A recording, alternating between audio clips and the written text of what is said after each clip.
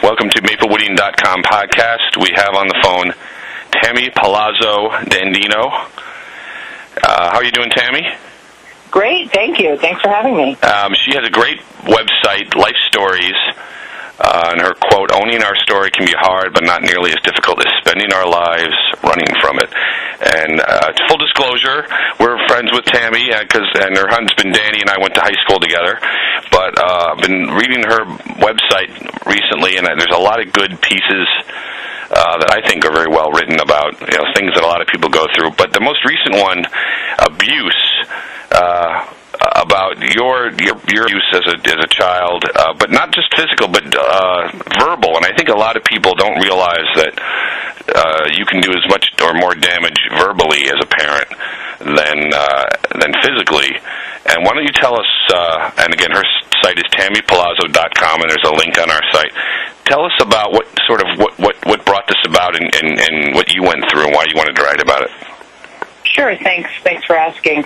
Yeah, so, I come from probably a more challenging background than most. Both of my parents suffered their own personal challenges and personal demons. My dad drank and really struggled with his own life. And my mom came from a very oppressive family. My father was Italian and my mother was Jewish, and they sort of were star-crossed lovers when they met, and both were married to other people and had this very torrid affair in the 1950s, and my mother ended up getting pregnant with my older sister, and they both left their respective spouses and came together and started a family together.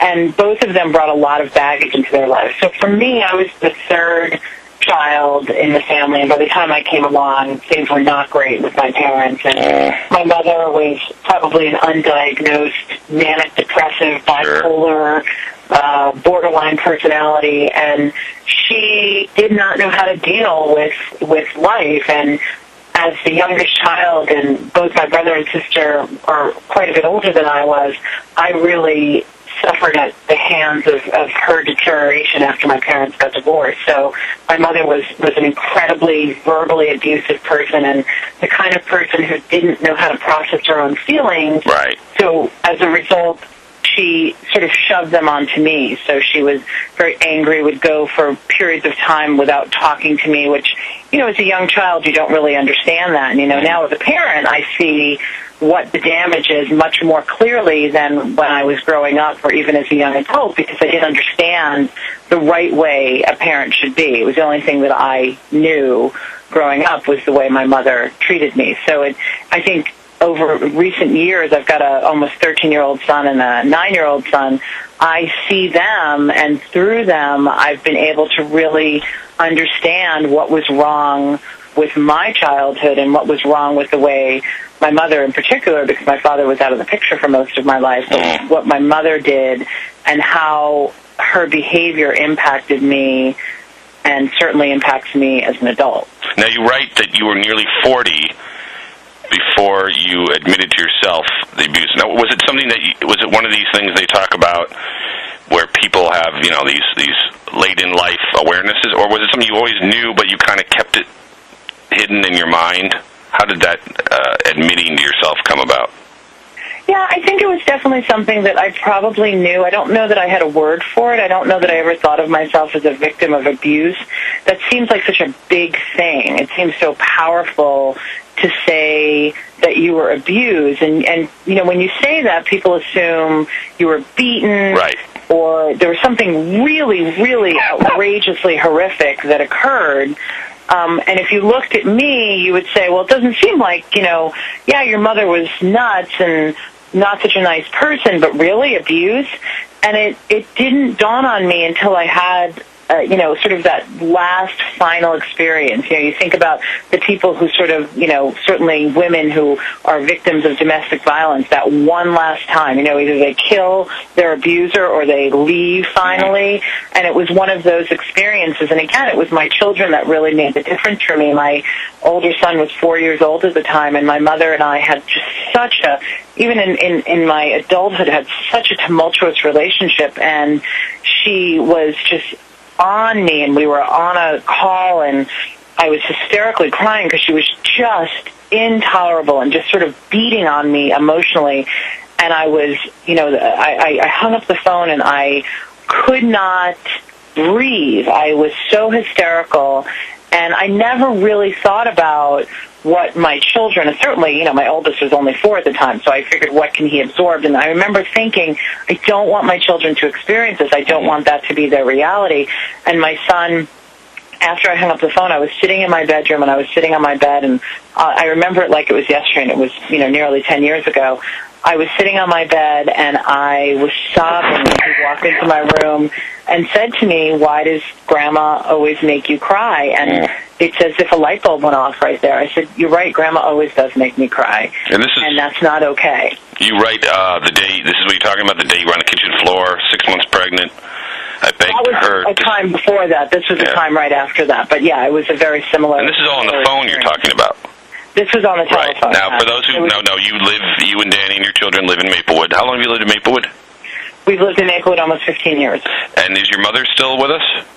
No, my mother passed away about a year and a half ago. Where did she live nearby? Or I know you grew up in Queens, right? I grew up in Queens, New York, and when I was pregnant with my second son, my mother decided she wanted to live closer to us, so we got her all packed up, and she found a place and lived in Union, New Jersey, in a condo for a while. And after this particular incident, when I made the decision that I was going to separate myself from her because I would not tolerate her behavior anymore, and I did have that realization that this is abuse, this is unacceptable, I stopped speaking to her that day. That was the last time I talked to her. And this is how many years ago? This is now 9 years ago. So you did not speak with her the rest of her life, or what happened? Never spoke with her again the rest of her life. Never, ever had another conversation with her. It was not our last communication with one another. My mother, because I chose to cut her out of my life, and at the time my brother and my sister didn't speak with her, she... was an abuser, and an abuser needs somebody to abuse, and she tried to assault me with nasty emails and letters. Oh my God!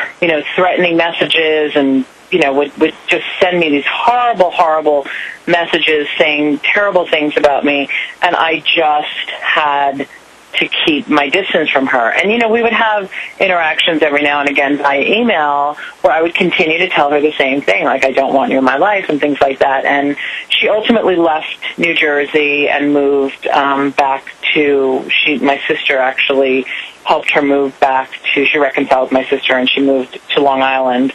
And she was there until she passed away a year and a half ago. And shortly before she died, and full disclosure, my siblings and I don't really communicate with one another either. I mean, it's sort of the classic dysfunctional family. That's got to be hard, yeah. I could see how that takes a toll. It's very, very hard. Yeah. It's very, very hard. But before my mom died, my sister tried to entice me to come and see her. And I realized at that point that the only person that I would be benefiting would be my mother. It would give her the ability to kind of redeem herself, or at least, maybe ask for forgiveness. And I realized that that would never happen. I'd never get what I needed, which was for her to truly acknowledge what she did. I knew that she was not capable of doing that, and that there was really nothing. I had spent so much time healing that there was absolutely nothing that she could give me at that point in time, and there was no need for me to say goodbye to her, because I had said goodbye to her that last time. I was done because I decided that I no longer was going to participate in that relationship, and it was a very, very difficult decision. It was really hard. I had a lot of mixed emotions about it, and I've been very lucky. I've gone to therapy for many years, and I have a wonderful therapist here in town who's really helped me through that. And it's an extraordinary experience, and some people think, my gosh, how could you possibly have gone through it? And for me, I feel like I have such an awareness about life now as a result of it, that I wouldn't choose it, but I wouldn't trade it. Right. They always say there's something you learn, that which does not kill us makes us stronger. That's tough sometimes, but I think it's true. We're talking to Tammy Palazzo. She's got the website Life Stories at tammypalazzo.com, and wrote a very moving piece about abuse. And that isn't one of the things and I've talked to a lot of therapists about this, one of the things that's very difficult is that we grow up with our parents as such the heroes and examples of what we are supposed to be. And it's very difficult when you get older to realize they're not the perfect person, they're not the greatest person. Whether it's something as simple as, you find out your father is not the smartest man in the world, he makes mistakes, or she makes mistakes, basic things, or at the very worst end, things like you dealt with. But talk about how a lot of it, I think the verbal abuse is something people don't really, they think abuse, like you said, they think physical, but was it the verbal abuse harder to recognize? Is that why it took you so long? Because it wasn't so, basic physical abuse, or was it just you were blocking it out no matter what? And how did you deal with that with the therapist and the way you kind of dealt with it, especially when you had to shut your mother out completely, which I think a lot of people don't want to do. They feel guilty when in reality you have to do it to survive. Yeah, I mean, that's a great question. I definitely would say that emotional abuse is much harder to pinpoint because you feel, anybody who has been the victim of abuse, and, abuse is such a broad spectrum, right? Abuse can be something that doesn't seem quite as severe, or it could be something as overt as, someone who is being physically attacked by another person. The scars exist. They just exist in, I guess it's degrees, right? And with emotional abuse, I think you are much more inclined to think, well, as a child, I deserved it. I think about myself, and when I kind of go way back to my early childhood, when I can really remember the beginnings of it, I felt like, I was probably a really difficult kid. I probably was whiny and, uncooperative, and probably going through a lot of my own issues, given the fact that my parents were getting divorced and my family was so disruptive. As a child, as a young adult, even as an adult, I didn't understand that. But as a parent, you suddenly have a different perspective on it, because I think my children, as I think we all would say, our children can be incredibly difficult. And they really do try your patience and your nerves and your ability to keep it together, but you don't cut them down. You don't destroy their psyches as a result of that. And so it took me a really long time to understand what it was my mother did to me. I really had to process it and understand the power of the words and the way, and not even so much the words, but how she would often shut me out. I remember, and this is probably one of the most compelling memories I have, right before I went to college, and I was the first person in my family to go to college. I have an older brother and sister, and my brother dropped out of high school and joined the military, and my sister was started her career as a secretary in New York City. So here I was, sort of this big success story, because I went to college. I went to a good school. I got into Binghamton in New York. So I was, very accomplished, and it was great. And my mother would not speak to me for a week after I got accepted into the school. Because that probably cut into her authority.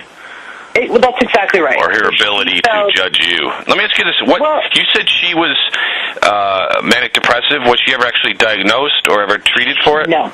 Yeah. No, never diagnosed, never treated, and I often say that I think it could have been a whole different experience. Yes. A lot of this, was medicated. Isn't a lot of this that the stigma that mentally ill people still have? I've known people in my family who deal with depression, and I won't get specific, but manic depressiveness, and they take medications, but is still very secretive about it. And it's because there is this stigma, and you would think if your mother got some help, maybe she'd do better, and the fact that you reached out and were able to do that is definitely, obviously, helping you, but that stigma has to be a big part of it. It's huge. I actually last November, I wrote a blog about depression that was one of probably my very first powerful blog posts, because I myself know that I suffer, but I suffer not as severely, certainly, as my mother did, and not as severely as some people who are regularly medicated. I'm not medicated, but I know that I have these periods which I can go to what I consider to be a very dark place. Yeah.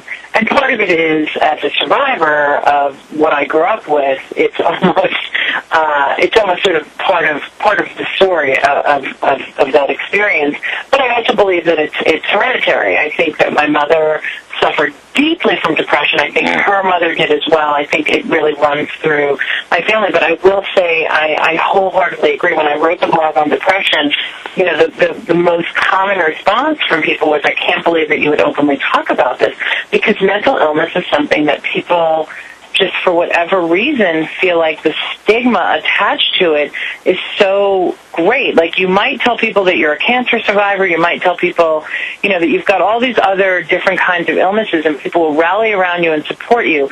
But if you tell somebody that you suffer from depression, people are afraid. They wonder, what are you going to do? How are you going to behave? And the truth of the matter is that there's an enormous number of people, and I certainly don't have the statistics off the top of my head, but they're very high, the number of people that do suffer from depression at varying degrees, right? From, mild depression, moodiness, where they might take an antidepressant or something, to people who obviously are clinically depressed. And it is a very real disease, and it's something that really needs to be treated, because you will have situations, and like my own mother and how I became a victim of that. And then obviously you have people who do very extreme things, like hurt themselves. And what we know, of course, is that it starts at a very young age. So you think about teenagers, and, it's all very hormonal, and it's where it begins. And as parents, you look for it, right? I mean, you have kids, you begin to kind of pay attention to that. Is my kid getting super moody? Are they behaving differently? It's a very, very unfortunate and frightening reality that people are so uncomfortable talking about, and really recognizing mental illness and accepting it, and giving other people permission to be open and honest about what they struggle with. Because if we could let people be more honest about it, I think you'd have more people seeking treatment, more people medicated, and less, really unnecessary circumstances as a result. Right, and it seems like it's one of the last stigmas. I mean, even the old stigmas, rape victims are not as, they're still stigma, but they're not as stigmatized as they once were. And drug and alcohol abusers are always considered sympathetic characters, and as they should be. But the mental illness, it's still, and people, when they see someone who's mentally ill, what do you have to be depressed about? They don't understand. It's not, it's not an environmental thing. It's a chemical thing. Exactly. Yeah. It's not an environmental. It's not like, I'm not happy with my life, or, my job sucks, or something like that. It is absolutely chemically driven, and it's very real, it's very dangerous, and it has so many massively bad consequences that come from it. And again, if people were more willing, I mean, I'm amazed that people don't want to admit that they go to therapy, and I think everybody should go to therapy. Most people could probably use some. Partly because partly because the society we're in is so messed up in so many ways. I mean, there's so many. You made a point before, that as an adult, we sort of realize the foibles of our parents. We realize that our parents are not these superhuman beings, and with that reality comes some pain, and it also is a point in time where we have to really look at ourselves. We all, at different points in our life, have this moment where we look at ourselves. Oftentimes it's like, us, like we're in our 40s, and, you begin to kind of see life through this very different lens. You're sort of sandwiched between looking at your own parents and looking at your own children and saying, okay, what's really real here? And that's a really powerful moment in people's lives. And a great time, I think, for a lot of people to explore therapy, because if you think about it, it's the time when people have midlife crises, they start getting divorced, the rates of suicide increase at this point in time, because the realities of your life begin to sink in, and rather than going out and seeking treatment for it, and again, you don't necessarily need to be, have a mental illness or suffer from depression or anything like that. It's the realities of life. Yeah. Life is very challenging. There's a lot of, we are products of the way we were raised, and as a parent, I know that I'm not a perfect parent. I know that I am I, just by virtue of being alive, am doing things to my children that they're going to struggle with later on in life. And I think I'm a good, open, supportive parent, but I know that there are things that I'm doing. There are these ideals that I'm setting forth for my children that they're going to probably struggle with later in life. And if they feel comfortable enough to go and seek out help, to talk to someone, just to work through some of it, they'll be much better off. I would never look at my children and see, and I think this is a very common thing too. If either of my children at some point in their life said to me, listen, I want to go to therapy, I'd encourage them, because I'm not perfect. They're not perfect. Life isn't perfect. So yeah, I think everybody could probably use therapy at some point or another, and people should feel really comfortable and supported in doing it. And I know that certainly is not the case. Excellent. Well, we could talk about this all day. But I want to thank Tammy Palazzo at tammypalazzo.com. Life Stories is the website. Very well-written pieces, very deep, but I think very enlightening. And I appreciate your time, and we'll keep linking to your stuff. And thank you for sharing your story. Thank you so much, Joe. This is great.